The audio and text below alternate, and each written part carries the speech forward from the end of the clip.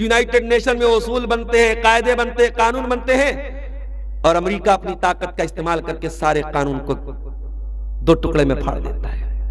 जिस मुल्क पर चाहता है हमला कर देता है, रातों रात उस मुल्क के राष्ट्रपति को गिरफ्तार करके पूरी दुनिया में नुमाइश करता है। दुनिया का मीडिया चुप, दुनिया की अदालतें चुप, दुनिया के हुकूक इंसानी की बात करने वाले सारे इदारे चुप।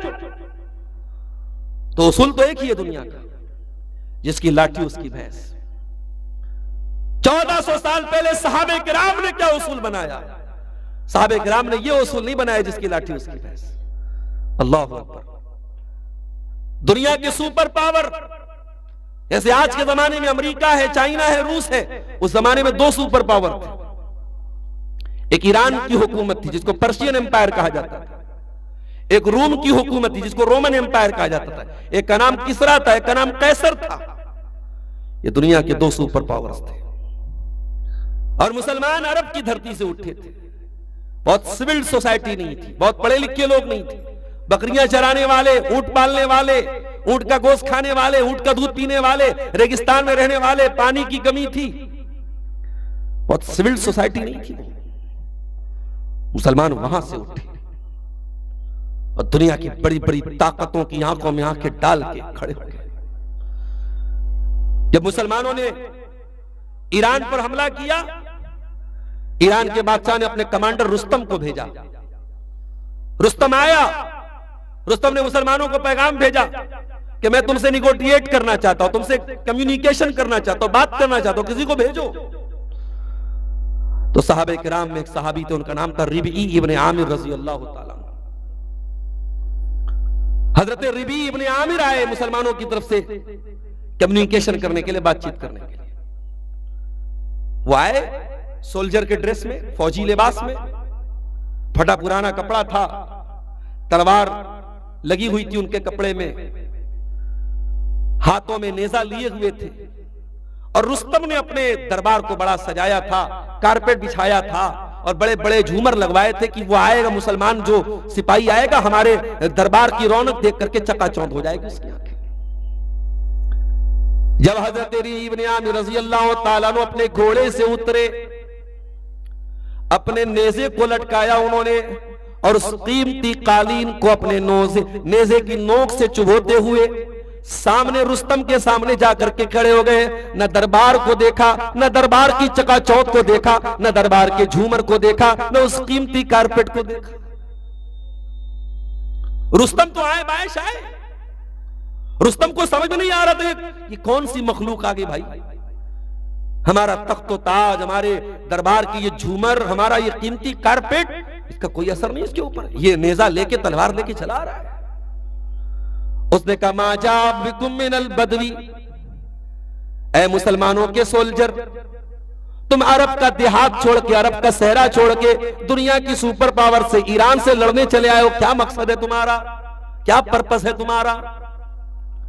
हजरत रिबी इब्ने आमिर रज़ी अल्लाह ताला ने 3 सेंटेंस में जवाब दिया, 3 लफ्जों में जवाब दिया। कहा कि ऐ रुस्तम, ऐ ईरानी फौज के कमांडर, कान खोल करके सुन ले। जिना लिनुखरिजल इबाद मिन इबादतिल इबादी ला इबादतिल्लाह। ऐ रुस्तम, हम हुकूमत करने के लिए नहीं आए, हम मुल्कों पर कब्जा करने के लिए नहीं आए, हम किसी बादशाह को जलील करने के लिए नहीं आए, किसी हुकूमत के सरबराह को जलील और कैद करने के लिए नहीं आए। हम क्यों आए हैं? जीना लिनुखरिजल इबादा मिन इबादतिल इबादी ला इबादतिल्लाह। हम बंदों की गुलामी से निकाल कर अल्लाह का बंदा बनाने के लिए दुनिया को आए हैं। व मिन ज़ीक़िद दुनिया इला सातिल आखिरा, हम दुनिया की तंगियों से निकाल कर आखिरत की तरफ लेके जाने के लिए, आखिरत की कुशादगी की तरफ लेके जाने के लिए आए हैं। व मिन जौरिल अदयानी इला अदलिल इस्लाम, दुनिया में इंसानों के बनाए हुए मजहबों ने बड़ा अत्याचार किया था, बड़ा जुल्म किया था मानवता के ऊपर। हम इंसानियत को उस जुल्म सितम से आजाद करके इस्लाम की शांति की छत्रो छाया में लाने के लिए आए हैं। अल्लाह, ये था इस्लाम का मकसद, ये था हमारा दुनिया में आने का मकसद।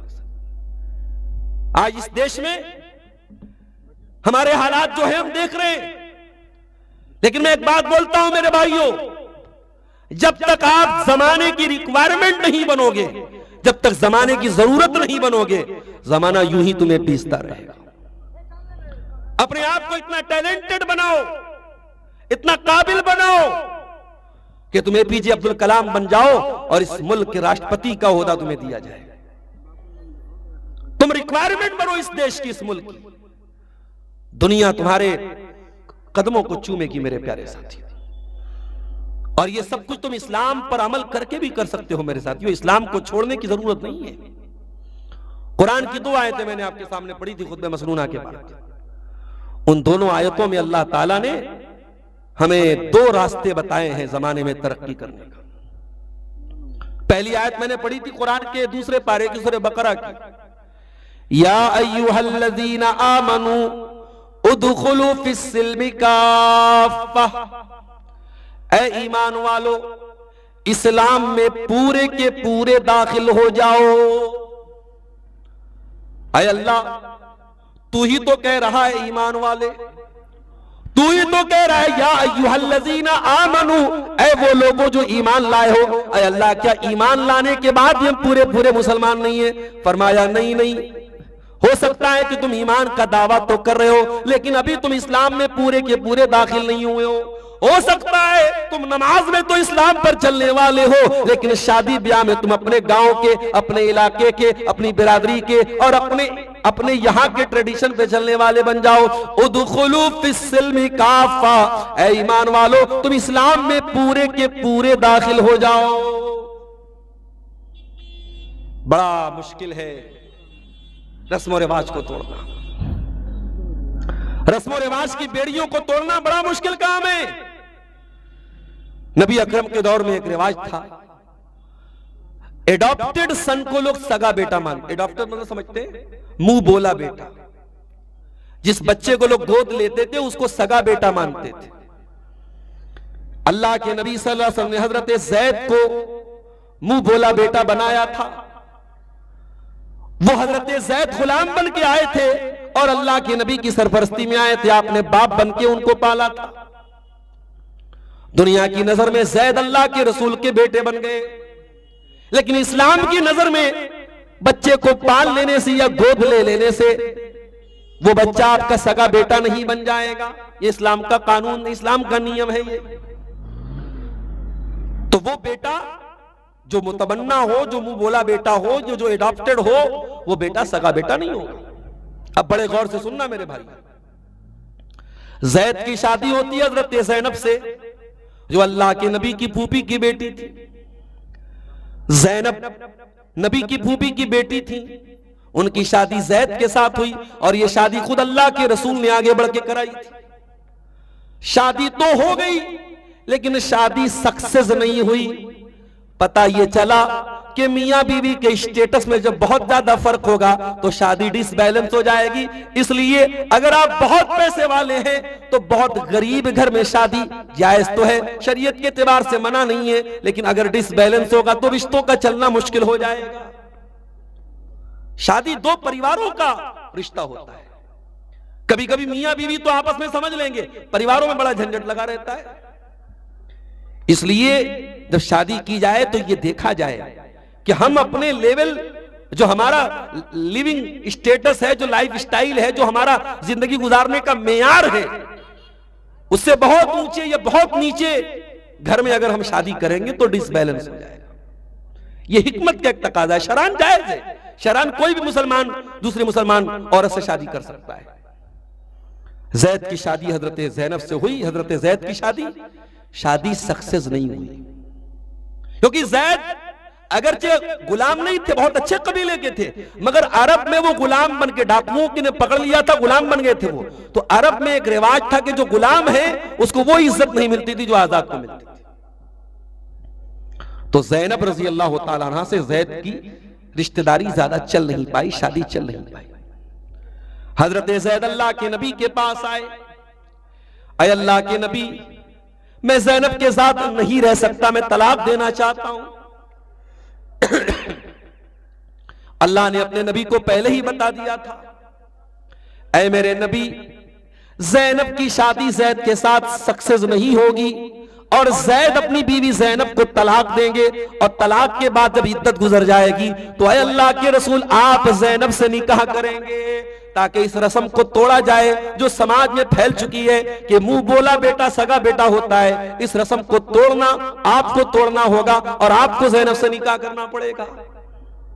ये अल्लाह की तरफ से बता दिया गया था अल्लाह के नबी को। अल्लाह के नबी अंदर ही अंदर डर रहे थे कि अगर मैंने ज़ैनब से शादी कर ली तो समाज तो बड़ा ताना देगा, क्योंकि समाज की नजर में तो ज़ैनब मेरी बहू है, बहू से कौन शादी कर सकता है, तो समाज को मैं क्या जवाब दूंगा। कुरान कहता है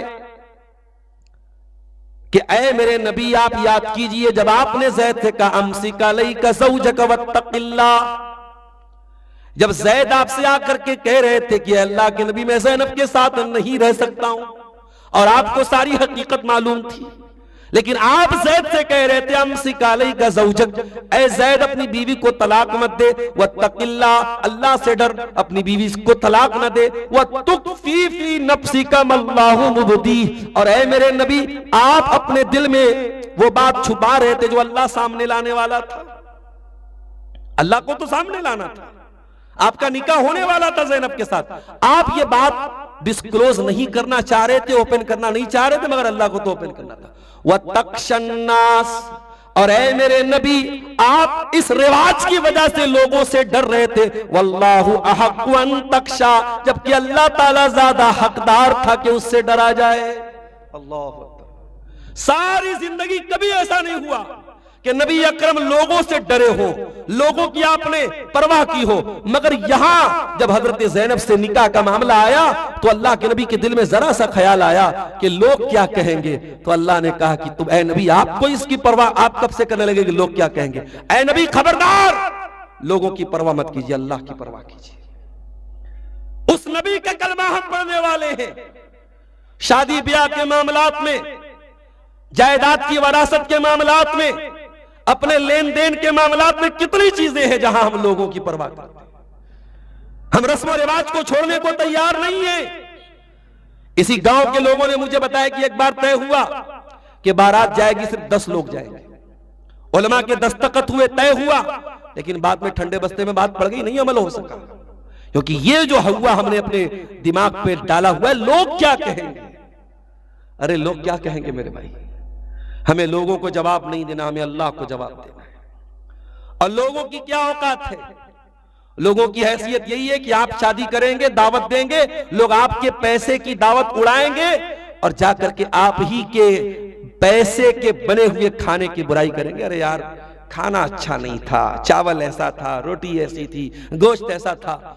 लोगों को कहां सेटिस्फाइड कर पाएंगे। ये दुनिया है, जगह जी लगाने की दुनिया नहीं है, ये इबरत की जा है, तमाशा नहीं है। ये दुनिया सेटिस्फाइड होवे ना, कभी नहीं होगी ये दुनिया मुतमईन। ये दुनिया आपकी तारीफ कब करेगी, जिस दिन आप मरेंगे। आपकी कब्र पे आदमी मिट्टी देने आएगा, कहेगा हाँ मौलाना साहब बालो छिलो, बालो मानो छिलो, अच्छा आदमी था। ये सुनने के लिए आपको मरना पड़ेगा। दुनिया में आप अच्छे से अच्छा काम करेंगे, कुछ लोग तारीफ करेंगे, मगर टांग पकड़ के खींचने वाले हजारों की तादाद में होंगे। इसलिए अल्लाह के प्यारे नबी की बहुत प्यारी हदीस आपको सुना रहा हूं, बड़े गौर से सुनिएगा। हजरत अमीर मुआविया रज़ी अल्लाह ताला अन्हु ने हजरत आयशा को खत लिखा, कहा अम्मी आयशा मुझे कोई नसीहत कर दीजिए। हजरत आयशा ने जवाब दिया, ऐ मेरे बेटे मुआविया, मैं तुमको नसीहत क्या करूं, मैं तुमको अल्लाह के रसूल की एक हदीस पढ़ के लिख करके भेज रही हूं। अल्लाह के नबी ने फरमाया, मैंने फरमाते हुए सुनाए, आपने फरमाया मनिल तमसरिदल्लाहि बिसखतिन्नास, जो लोगों को नाराज करके अल्लाह को राजी करेगा, कफाहुल्लाहु मऊनतन्नास, तो अल्लाह ताला उसके लिए काफी हो जाएगा। अगर आप लोगों को नाराज करके अल्लाह को राजी कर ले तो अल्लाह आपके लिए काफी हो जाएगा। वमनिल तमसरिदन्नासि बिसखतिल्लाह, और जो अल्लाह को नाराज करके दुनिया को खुश करने की कोशिश करेगा, वकलहुल्लाहु इलन्नास, तो दुनिया तो खुश हो जाएगी मगर अल्लाह ताला खुश नहीं होगा, अल्लाह ताला आपको लोगों के हवाले कर देगा। तो दीन में पूरे के पूरे दाखिल हो जाओ, ऐ मेरे प्यारे भाइयों, जिस तरीके से आप नमाज पढ़ते हैं तो एक एक मसले के बारे में आप उलमा से पूछते हैं। मौलवी साहब उंगली कहां हिलानी है नमाज में? मौलवी साहब सलाम फेरना है तो कैसे सर घुमाना है? मौलवी साहब दोनों सजदों के बीच में क्या पढ़ना है? हाथ कहां पे बांधना है? रफुल यदैन कैसे करना है? रुकू में पीठ कैसे होगी? सजदे में पीठ कैसे? एक एक मसला आप पूछते हैं। शादी ब्याह में आप क्यों नहीं पूछते? बेटी का हिस्सा देने में क्यों नहीं पूछते? और बाप के मरने के बाद लोग पूछते मौलवी साहब बाप की तरफ से कुर्बानी दे सकते हैं कि नहीं दे सकते? एक साहब ने कल मसला पूछा कि बाप ने मेरा अकीका नहीं दिया तो मैं अपना अकीका तो दे दूंगा, बाप का भी अकीका नहीं हुआ था तो क्या बाप का अकीका भी मैं कर सकता हूं? बड़ी चिंता है भाई आपको अपने बाप की। बाप दुनिया में जिंदा रहता है, खांसता रहता है, उसको खांसी की दवा दिलाने की तेरे पास फुर्सत नहीं है। बूढ़ी मां बेचारी बिस्तर पे गंदगी करती है, अब तू नाक पर उंगली रख के वहां से चला जाता है, कभी मां की खिदमत का ख्याल तुझे नहीं आया। और मां और बाप के मरने के बाद तू बड़ा दान कर रहा है उनकी तरफ से कुर्बानी करना चाहिए कि नहीं, हज करना चाहिए कि नहीं, हर मसला पूछ रहा है। अगर आपके वालिद ने अपनी बहन को तरके में हिस्सा नहीं दिया, आपकी फूफी को यानी आपके वालिद ने, आपके अब्बू ने अगर अपनी बहन को हक नहीं दिया तो आपके लिए लाजिम है कि आप वो हक दे दे ताकि आपके वालिद की कब्र में पीठ लग सके, उनको कब्र में अजाब ना हो। ये फर्ज है आपके लिए। वो अकीका करना फर्ज नहीं है, वो वालिद की तरफ से मस्जिदों में दान देना फर्ज नहीं है, मगर ये चीज फर्ज है मेरे प्यारे साथी। मगर हम नहीं देते। हम नमाज में पूरे के पूरे मुसलमान हैं, लेकिन लेन देन के मामले में, शादी ब्याह के मामले में हम पूरे के पूरे मुसलमान नहीं हैं। इसीलिए कुरान करीम में अल्लाह कहता है यहूदियों के बारे में, अफतुमिनून बिबादिल किताबि व तकफुरून बिबाद। ऐ यहूदियों, तुमने अल्लाह की किताब के दो टुकड़े कर दिए, जो तुम्हारे मन की इच्छा के मुताबिक था तुमने ले लिया, जो तुम्हारे मन की इच्छा के खिलाफ